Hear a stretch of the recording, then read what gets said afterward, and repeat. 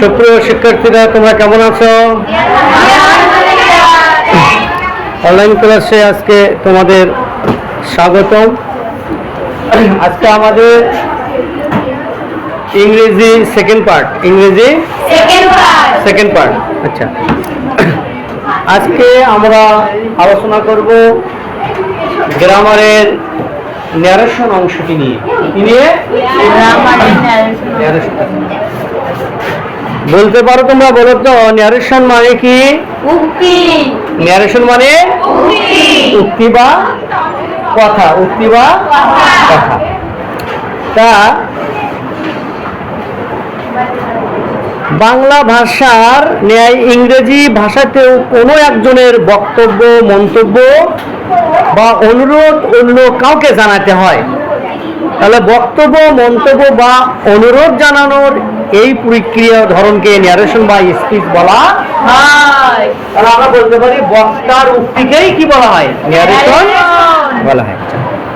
এই ন্যারেশন কয় প্রকার? একটা কি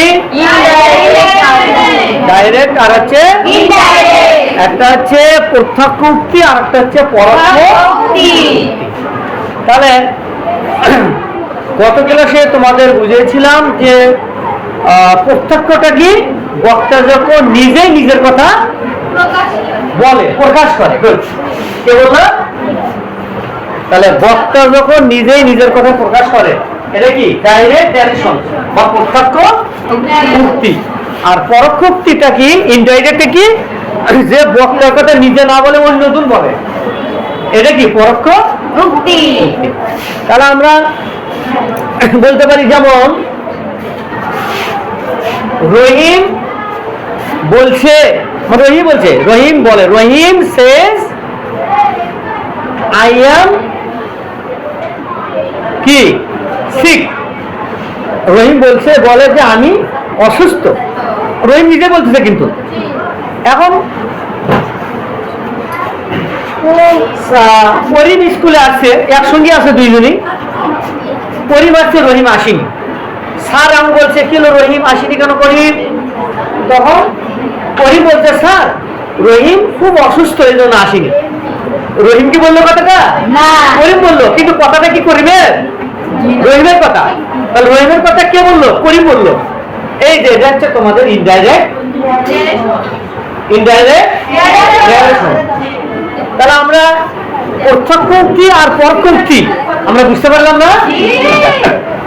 এই ন্যারেশনে কিছু মৌলিক কিছু কথা আছে যেগুলো না জানলে আমরা ন্যারেশনে যেতে পারবো না।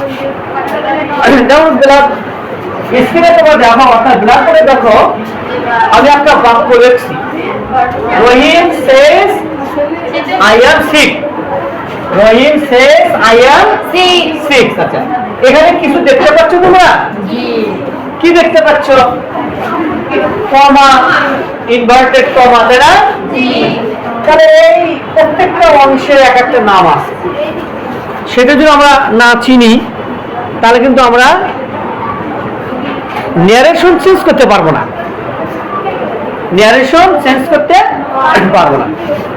দেখো নিচে একটা শব্দ,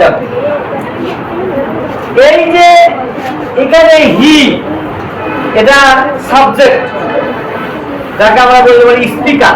সাবজেক্টটা কি বলা হচ্ছে এখানে? স্পিকার। আর এই ভার্ব যে আছে সেইড, এখানে বলা হচ্ছে রিপোর্টিং ভার্ব। এটা কি? Reporting verb. আবার বলো, এটা কি? Reporting verb. তারপরে রিপোর্টিং ভার্বের পরে ইনভার্টেড কমার মধ্যে যেটা আবদ্ধ থাকে, এই অংশটাকে কি বলতেছি আমরা? Reported speech. আচ্ছা, তাহলে আমাদের রহিম সেজ আই এম সিক, এই রহিমটা হচ্ছে স্পিকার, এই ভার্বটা হচ্ছে রিপোর্টেড ভার্ব, আর এটা হচ্ছে ইনভার্টেড কমার মধ্যে যেটা, সেটা হচ্ছে কি? Reported speech. তাহলে এখন দেখো,